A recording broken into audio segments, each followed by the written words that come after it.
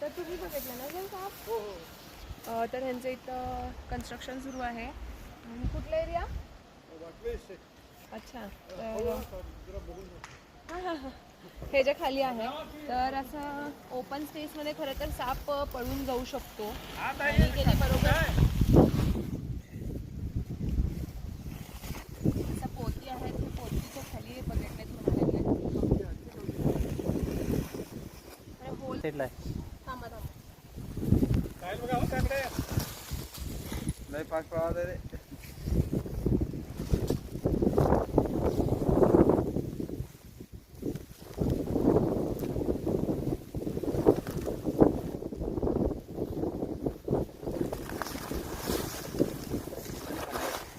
एकदम खाली आहे ना? एकदम खाली.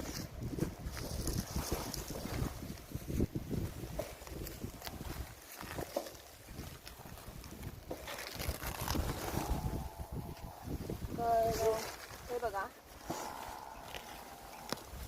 आणि ॲक्च्युली तिथे एवढे लोक आजूबाजूला थांबलेले आहे कारण की हा पळून महिला आहे आणि महिला कसं पकडेल आणि पळून जाईल म्हणून असं त्यांचा विचार होता. बट हा किती शांतपणाने मला भेटला आणि हा काहीतरी खाल्लाय सुद्धा. आणि हां, इथे लागलंय सुद्धा याला, पण ते काय नॅचरली ठीक सुद्धा होतंय. आणि स्वभावावरती सुद्धा खूप डिपेंड असते की सापाचा स्वभाव कसा आहे.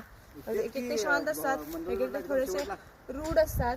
आणि हे मी पकडताना सुद्धा मला त्यांनी सांगत होते की थोडंसं सावकाश आणि तुमच्या पायामध्ये वगैरे असेल म्हणून. आणि हा ओपन स्पेस आहे. ओपन स्पेसमध्ये खरं तर धामण जे आहे ते लवकर निघून जातो, पण ओपन स्पेसमध्ये सुद्धा असं थोडंसं अडचणीची जागा असली तर साप थांबू शकतो. आणि तर इकडे जसं साप होतं आणि हा साप सुद्धा जरासा शांत होता, जसं मी पकडलं एकदम शांत ह्याच्याने. आणि तो सगळ्या सापावरती सुद्धा सापांच्या स्वभावावरती सुद्धा डिपेंड असते की तो कसा ॲक्ट करायला लागलाय वगैरे. एक एक हा खरं तर खूप वेगवान आहे आणि स्पीडमध्ये तो निघून सुद्धा जातो. आणि ह्याचं हृदय तर छोटंसं असतंय, पण असं बघायला गेलं तर ह्यांनी म्हणत होते की महिला आहे आणि महिला कसं पकडणार. तर आम्ही तरी प्रॅक्टिकली दाखवायला लागलो तुम्हाला की सापाच्या स्वभावावरती आणि माहिती राहणं पण खूप गरजेचं आहे. जसं मी साप पकडला, आता हा आम्हाला चावायला लागलाय, काय करायला लागलाय हे तुम्ही समजून घेणं आणि अंडरस्टँड करून घेणं सुद्धा खूप गरजेचं आहे.